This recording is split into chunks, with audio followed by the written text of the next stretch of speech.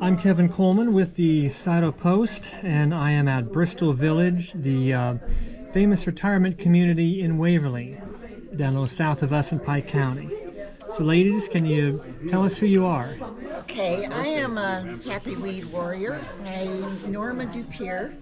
I've been here 9 years in Bristol Village, and I founded, I'm happy to say, the Hummingbird Garden, which is the center, it's our courtyard out here. It's surrounded by our indoor walking track.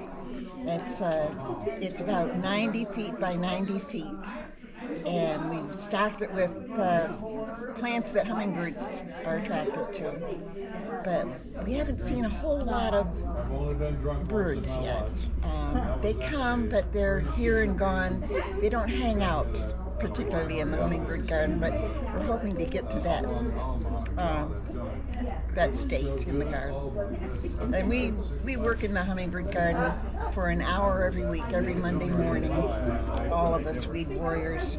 And then the next day, after that hour, we go an hour to the railroad garden, and which Betsy is in charge of. And after that, on Tuesday morning, we go into wildflower woods. And that was founded by Karen, who's away on vacation now. I'm Betsy Hall, and I've been here at Bristol Village for 13 years. And one correction, that Karen Burney is the one who is kind of heading up the Cooper Wildflower Woods, but she was not the one that founded it. It was founded by Mary Cooper, who had a vision of a wildflower woods, and it was built on top of what used to be a garbage heap. But it's a small area where we are now trying to plant native plants in it, and we get a lot of people who come through just to enjoy it. People besides the villagers who also enjoy it. The Garden Railway, this was one thing that brought me to Bristol Village, because we had a garden railway, and the trains are G-gauge trains that run through a garden, actually. And the weed warriors do the garden work, because the model train people really are more interested in the trains and the operation of the trains than they are in plants. The new project by Carol Waters is the Prairie Patch. She had a vision of starting a prairie patch, and this was started about a year ago, and so it's a project in progress. And Chillicothe artist Mary Cooper was the occasion for the Chillicothe Garden Club to visit you back in March. Yes, right. Yes. My name is Shirlene Kiefer. I moved here about 4 years ago, just before COVID hit, that I broke my arm. So really, I've only been a weed warrior, just mainly pulling weeds in the garden for the last couple of years. That's still a major job. It's still a major job. I had a lot of perennials at my house in Columbus, and I brought quite a few of them with me. So I was interested in just having the flowers around, and it seemed like something helpful to do, but I've just been doing that for a couple of years now. So, briefly, what do you feel about Bristol Village? Actually, having the space around it, Bristol Village, having the gardens and the wildflower garden was a big deal. Having the dog park, as you can see, I have my dog with me, having my own house. I looked at practically every place in Columbus. A lot of them were high-risers, essentially apartments. And when I came down here, I grew up in Grove City when it was a farm community, and it just felt like a village when you came in here. And I felt like I was moving into a village instead of a high-rise old people's place. So it may be an old people's place, but you don't have the feeling that so much So you had to because of the activities. go to Pike County to get a feel of rural Central Ohio. Yes, because I grew up in real central Grove City. We have two more weed warriors who joined us after we started this interview. Okay. We do have men as weed warriors, Dennis is one of them. All right. and Alan is Our another.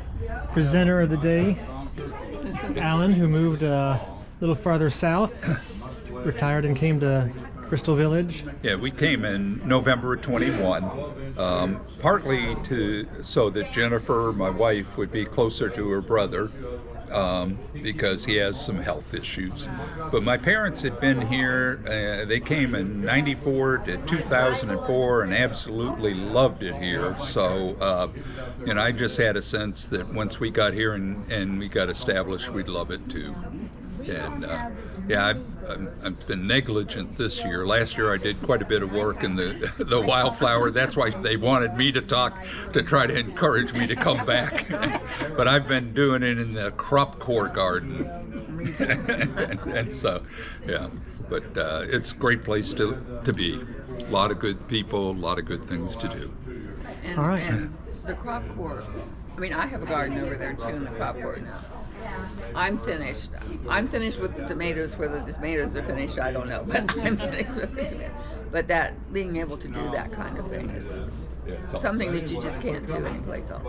I have a cutting garden at the crop court. I'm the only one who does all flowers. I have a full pot, 25 feet by 50 feet. And it's mainly perennials. I had a little more space last year. Alan mentioned getting some of my gladiolas that were still left in the ground from last year. But I wouldn't be able to do this in another place. It's fabulous to have this. We pay $5 a year, and for that we get our land, our water, our tools, our compost, and a great time. And that's as a wild weed warrior? No, as a resident. Any resident can do this. That's the crop core. It's called the crop core. Yeah. As in gardening, vegetable garden, and flower garden. Yeah, and she didn't mention, but a lot of the flowers that she raises, she puts into absolutely beautiful arrangements for either different people or different places around when there are different events going on. So it's really a blessing to the people here, the flowers that she grows. Very much appreciated. I bring them to the old coops. You got to get that sign.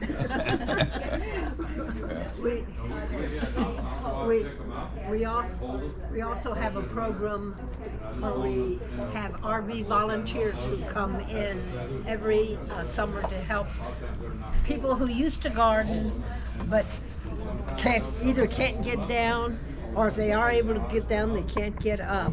And our RV volunteers come from all over the country and stay for the summer months, and in return for being able to park their RVs and live in them, for that time they do volunteer work for our village. Okay, so lots to do here, just in the realm of gardening. Yes. Didn't you do a good job? Well, ladies and gentlemen, thank you very much. Thank you. Thank you, Kim.